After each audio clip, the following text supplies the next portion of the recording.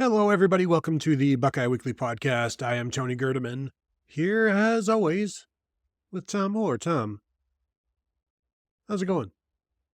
Tony, we get to talk about breaking news, but we already did it as a breaking news show. So now we get to do the considered reaction, not the Hmm. instant reaction show, the considered reaction show to Ohio State's new running backs coach.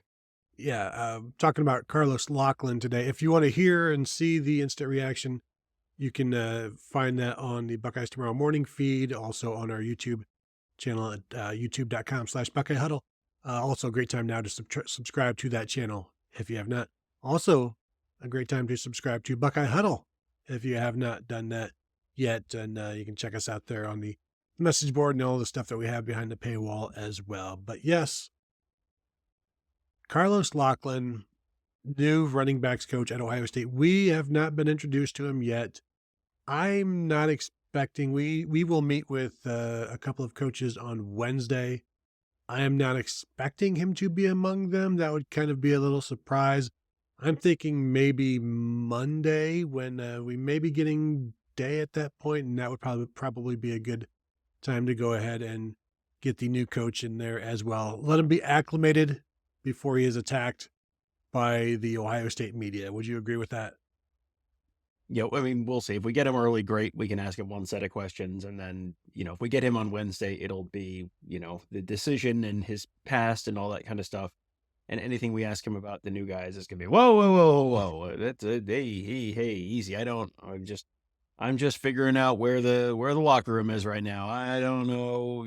It's all the stuff we get with the true freshmen or the transfers when the first time we talk to them. Yeah. Next Monday, he probably will only have marginally more information, but we'll have more information. So we'll see how that goes. How much sleep do you think a guy gets when he's got to brush up on, he only has, well, I'd say only 5, but he's got some walk-ons as well. But you've got to just cram as much iPad time as you can in terms of watching these guys. 3 hours a night? Is that too much? Is that right about about right? Where your day is completely full of, and not even getting into the moving aspect, like you have no time for anything. And also, hey, you've got to learn these players. Now, the good thing is it's just spring, quote unquote, just spring. So maybe it's a little bit more lax in terms of the catching up on who is actually in your room. You would assume there's going to be a little bit of trial by fire the next week and a half or 2 weeks or so until in the lead up to that spring game on the 13th. I don't think it's reasonable to think he's going to know the playbook inside and out by the time the spring game gets here. The moving, typically the life of a coach, all of the moving stuff is, well, that's my wife's problem. And that's typically how that work is delineated, especially, during the in-season portion of things.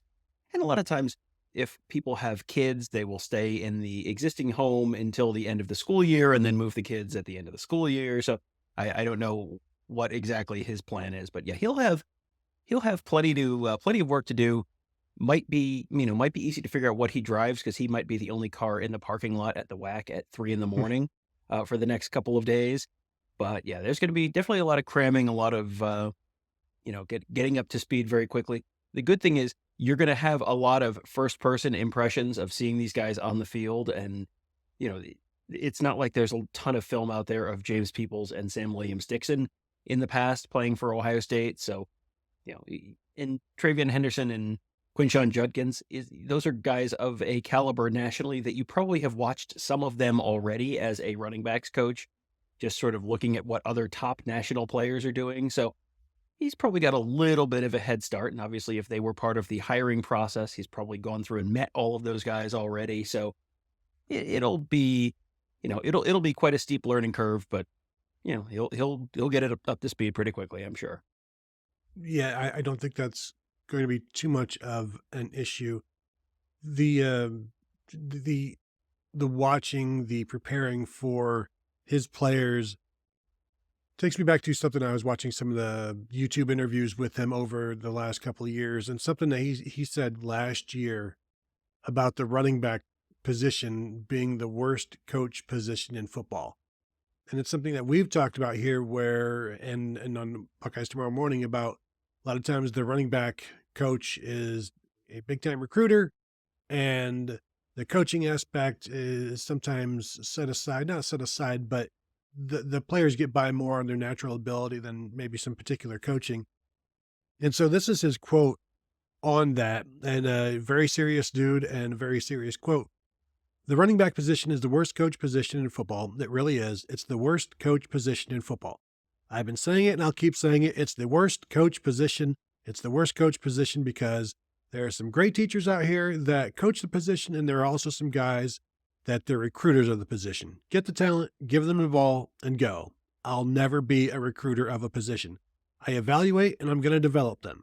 I'm going to develop the position, but it's the worst coach position in football. It really is. But I love the position. I try to pour into these guys, get them thinking like quarterbacks, just playing the running back position.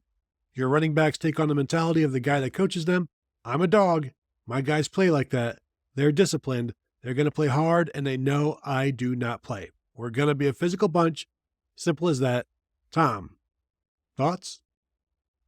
The idea of, being a really physical running back room, I mean, that's something that I think if you just say, think about it, Oregon running backs, people are going to be, thinking about LaMichael James or something like that. And, oh, look how fast they're running. And, that it's a finesse team and it's a cutesy, oh, look at the cute little offense that Chip Kelly's running. That is not what Oregon is anymore. Oregon is a very, very physical team.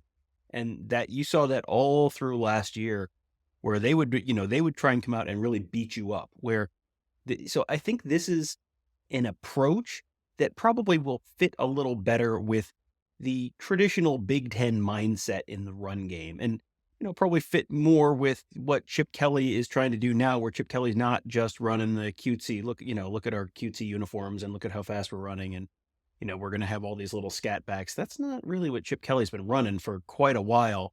So I think this is potentially a very good fit with what Ohio State is looking for and what you need in the Big Ten to win those games in the Big Ten.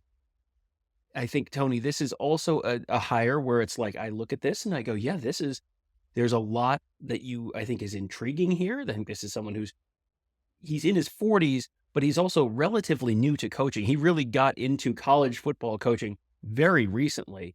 So, everyone wants to know, is this a great hire? Is this a terrible hire? What do you think about the hire? And it's like, I look at it and I say, I can see what Ryan Day likes about him. How is it going to work out? I don't know. It's almost as if, Tom, we'll have to just wait and find out rather than just proclaim one way or the other. But I know, crazy talk. I think having this is a pretty young, in terms of experience, coaching staff. I think Chip Kelly skews things and helps everybody along with that. Justin Fry's been around, but like Fry, Keenan Bailey, Brian Hartline, and now Carlos Locklyn, all, you're getting to the point where Hartline is almost the elder statesman, and people just still consider him a young guy. But I think Chip Kelly there helps all of that. And we've seen some younger hires, but then also you go back to Tim Walton, who's not young, not old, but certainly a veteran, 20 plus years coaching. So I think they're getting a decent mix. But I'm with you. Carlos Locklyn, again, he's been a position coach since 2021. 2021 at Western Kentucky, 2022, 2023 at Oregon. Had some time before then, way back before then, as like an offensive coordinator in high school, and then was at Memphis, and then went to Florida State with Mike Norvell as a high school relations point person. So this has been a climb. It's a later in life for a coach climb. This is not, I started coaching like Ryan Day. His first job in coaching came after his last year playing college football. Like he went from being a New Hampshire coach to a New Hampshire tight ends coach, or New Hampshire quarterback to a tight ends coach. Like that was his climb. And Locklyn had life for a while and then really went into this, but very unlike Brian Hartline, who also had life, but then came into coaching later on. And if Locklyn can become that same type of recruiter, then boom, this is out of the park, of course. I find it very interesting, though, I'm not going to be a recruiter of a position. And I think that works as long as it works at Ohio State, because Ohio State is going to do half of the recruiting for you. And that's not to say he's not going to recruit at the position, because he will, but it's more of, I am more focused on, once the players are there, making the most out of them. And not that Tony Alford wasn't, not that any coach isn't, but there are some coaches where it is a kind of a set it and forget it type of thing. I got them in here. Now you take care of them, or they'll take care of themselves. So I'll be interested to see how that works, that mentality, with also the ability to go and get top-notch running backs, and also have top-notch running backs in your state, and what you can do with them. Not unlike Jim Knowles having all of these ideas, but having to implement them with lesser players at other schools. Now you're getting all kinds of recruits where you're like, this is, now I have Sonny Styles, and I can do all of these things with Sonny Styles. But I wanted to look at Carlos Locklyn's recruiting history, because it's not vast.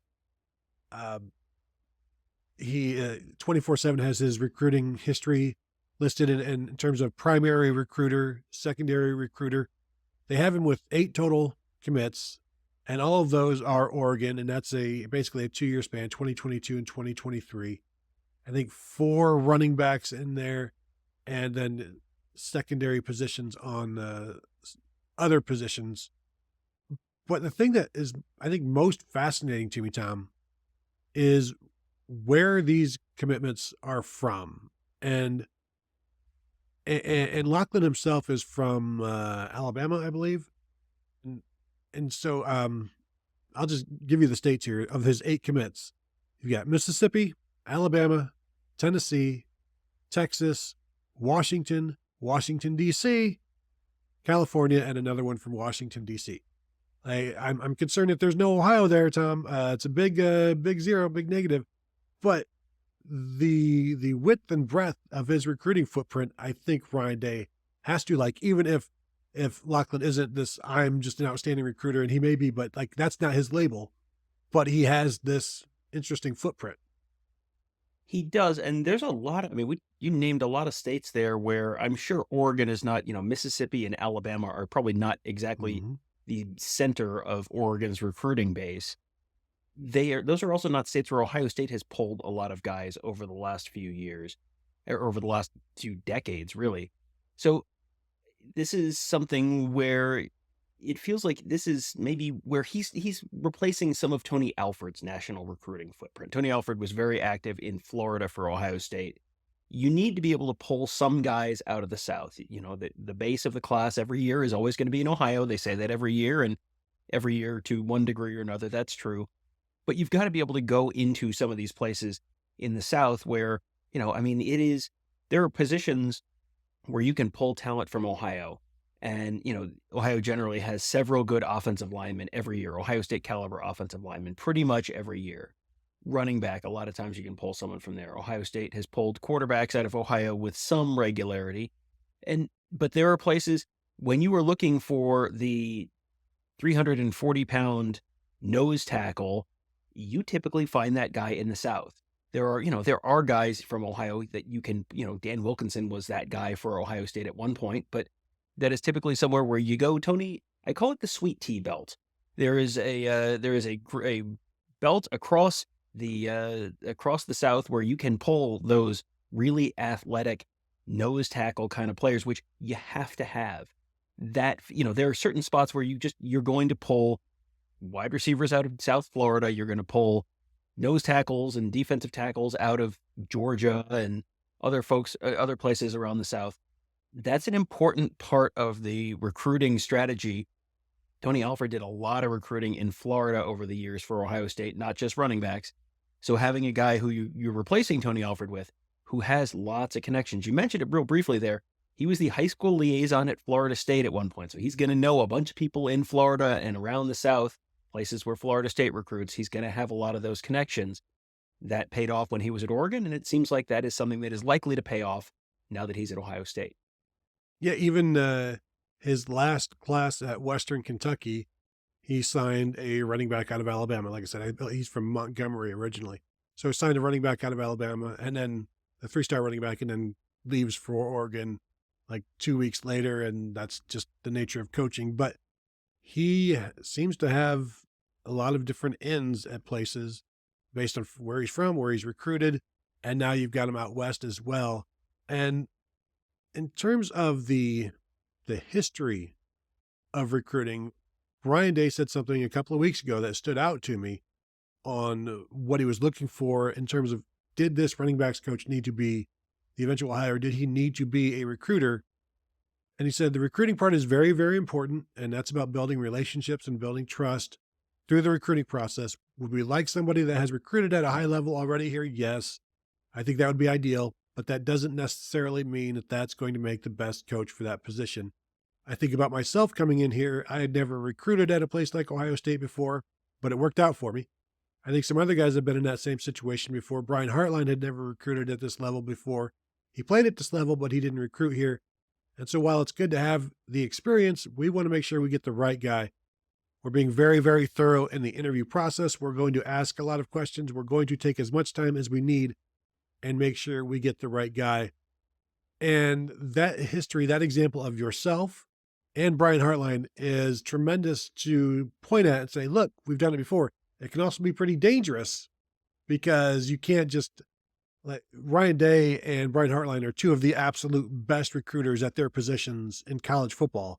And you can't just say, look at us, this is going to be the same thing. You can't expect to necessarily connect on that many coaches without that degree of experience. But Tom, I'm going to quiz you right now. Do you remember, I know how you love to be quizzed on the show without being asked or told about this ahead of time, who was Ryan Day's first quarterback commit when he was hired? And it didn't happen right when he was hired, but who was the first quarterback he got committed as an Ohio State coach?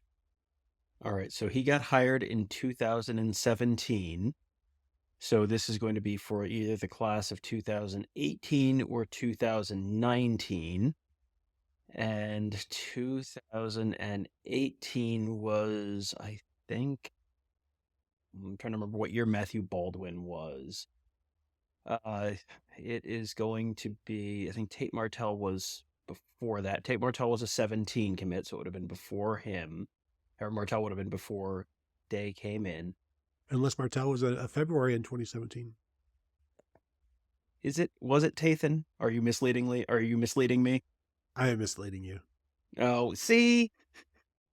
Tate Martell fraud is the most serious kind of fraud there is, Tony. To get me excited that the answer might be Tate Martell and then to mislead me is pretty hurtful.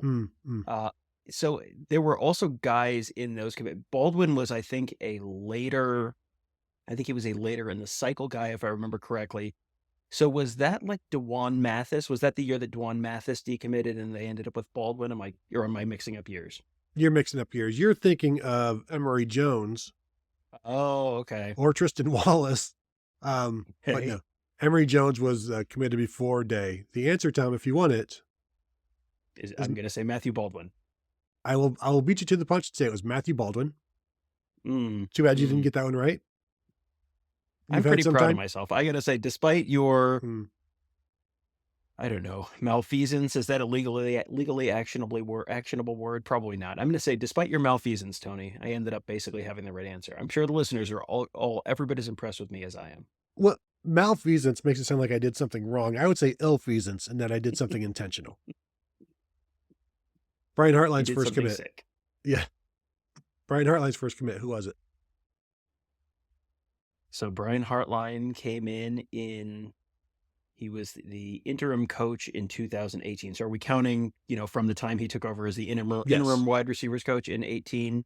Mm-hmm. So the 2019 receiver class was, boy, it turns out I've been doing this a while and all of these classes kind of blend together.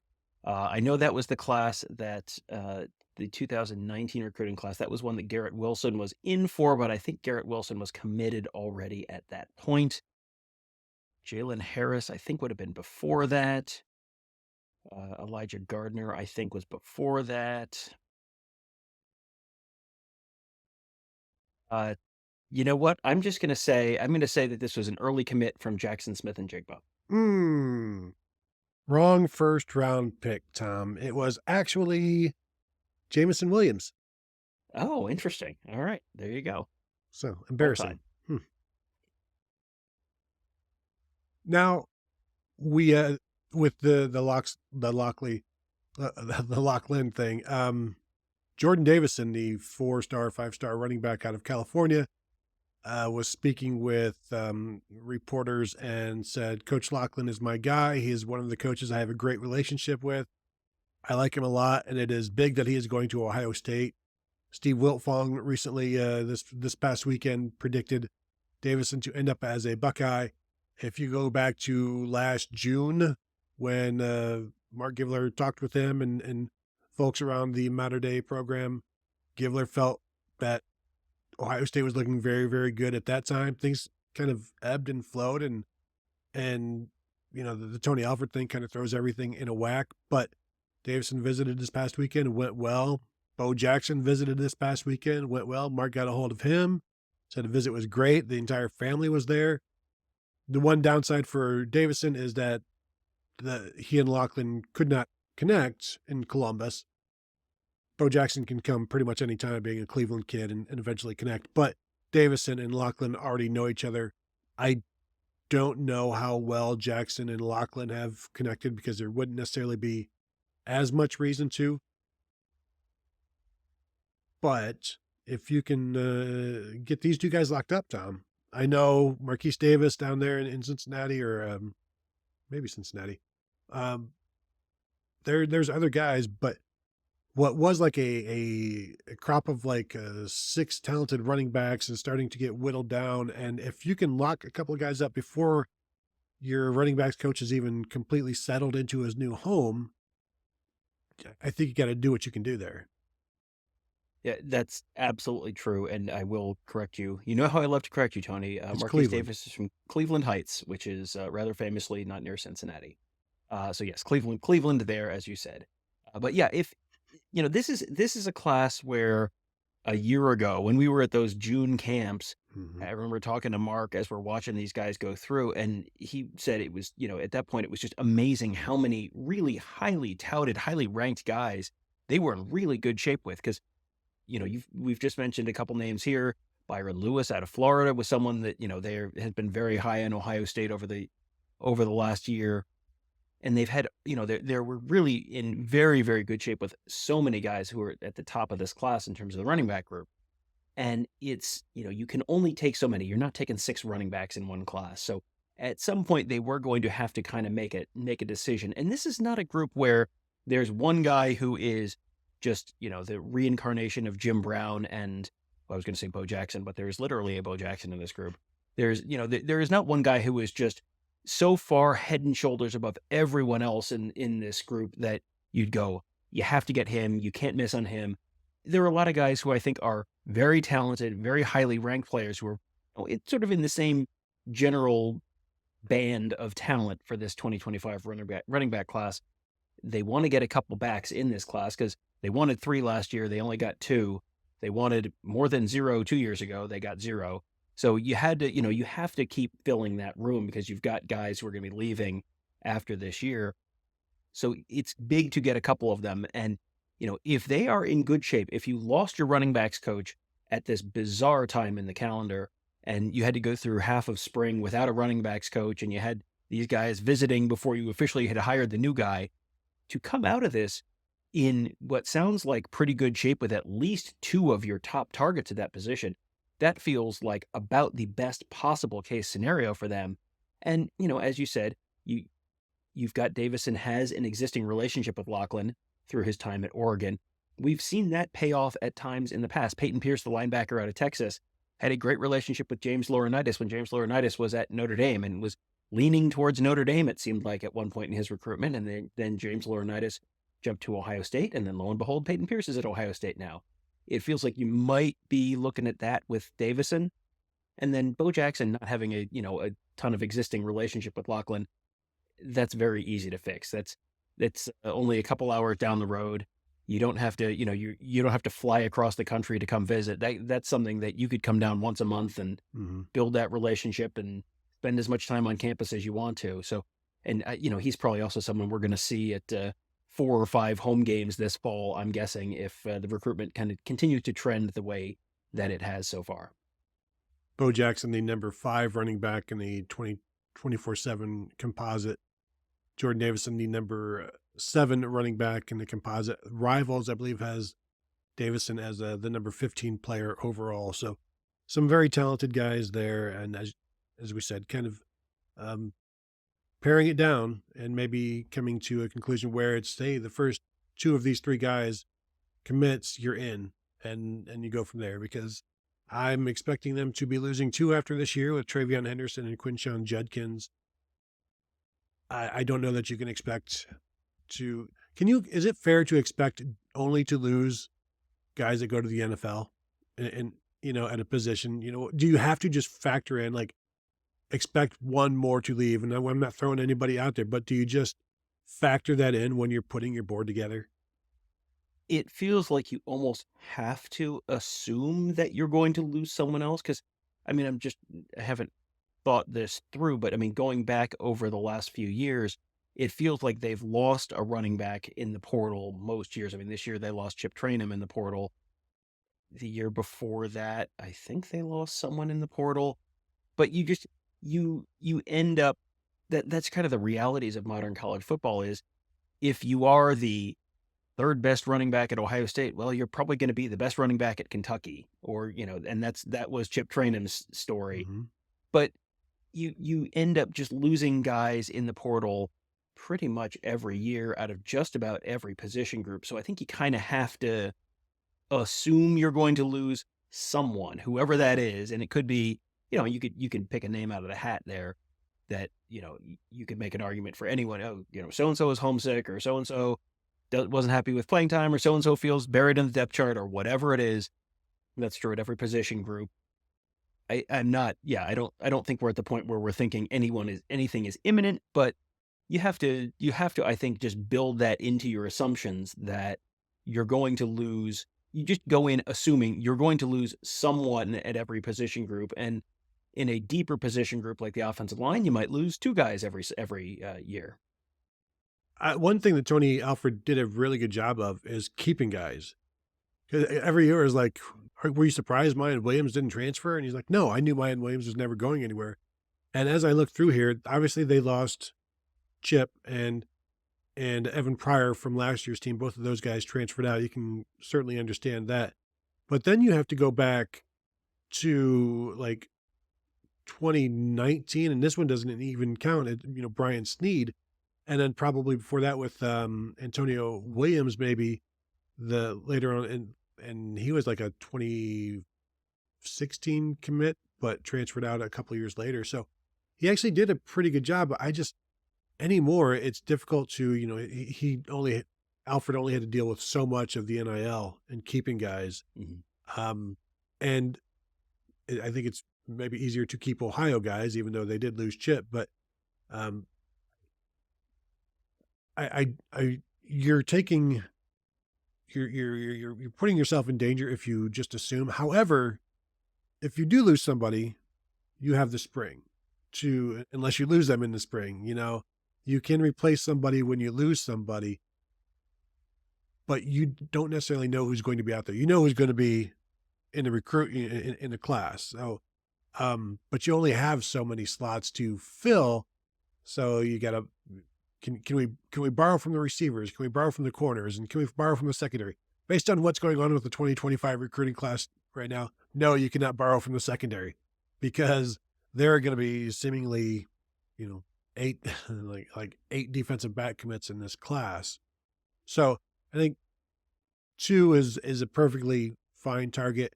And as we talk about Ohio State going into the 2024 season with 5 running backs, you're not really worried about them needing all 5 at this point.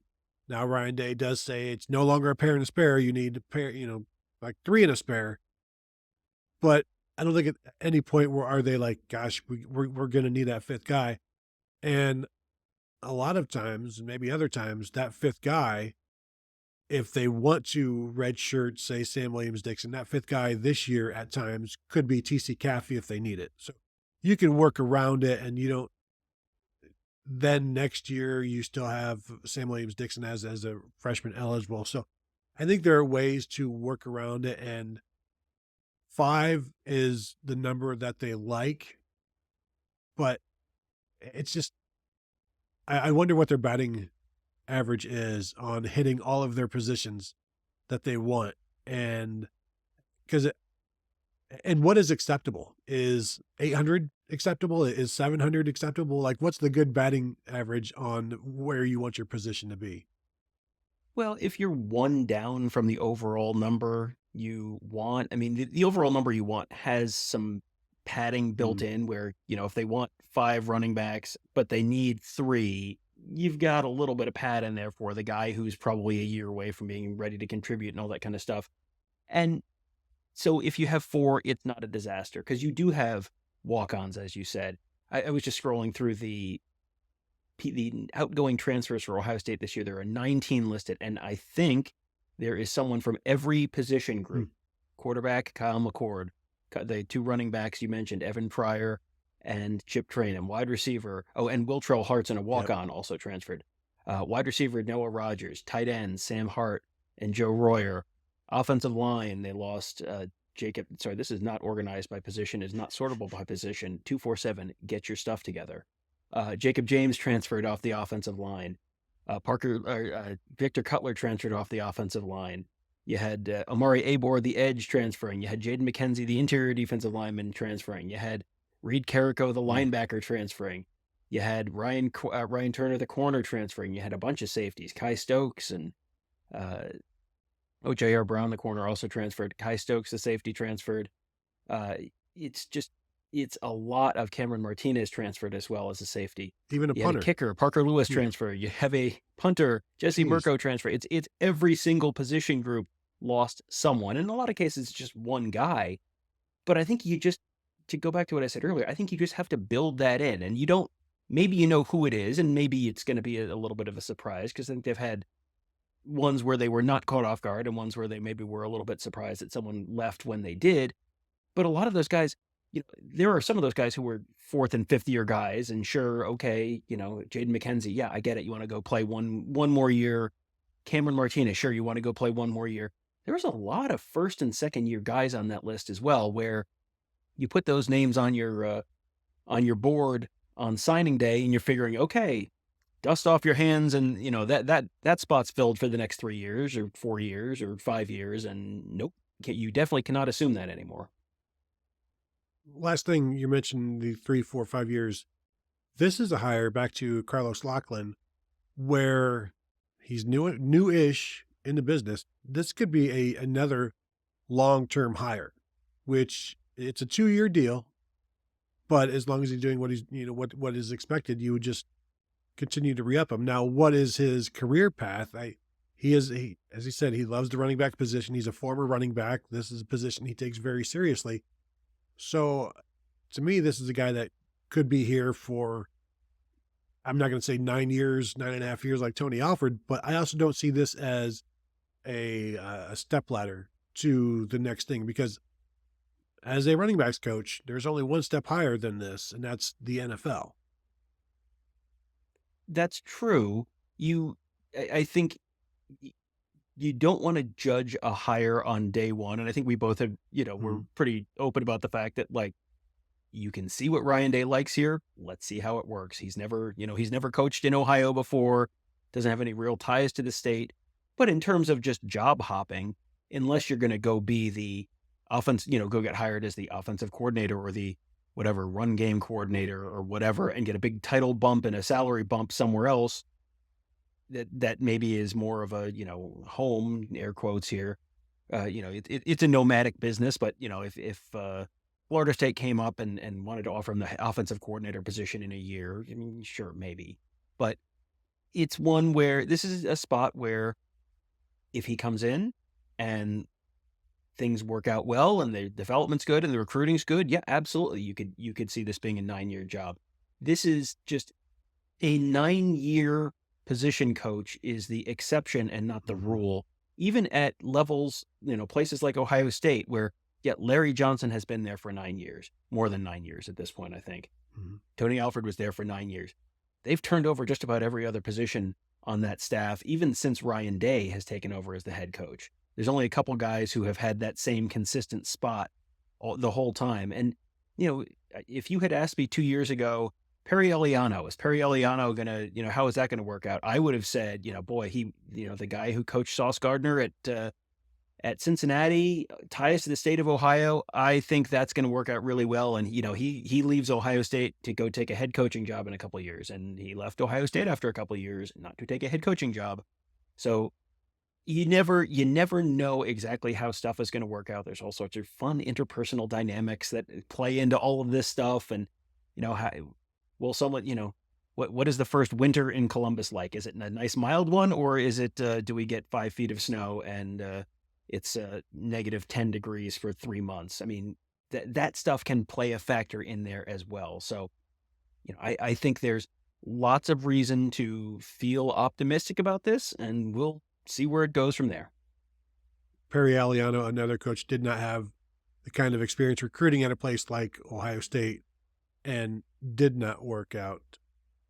But we'll obviously be talking about this more and more, especially after we get to talk to him and get to talk to the players after they talk to him. But until then, we'll just continue to speculate responsibly as we do. But again, want to urge you all to go ahead and hit the like on this video if you've not done so. Subscribe to the channel if you have not done so. But of course, the best way to support us is by becoming a member and signing up over at BuckeyeHuddle.com. So thank you all for tuning in, and we'll talk to you guys later.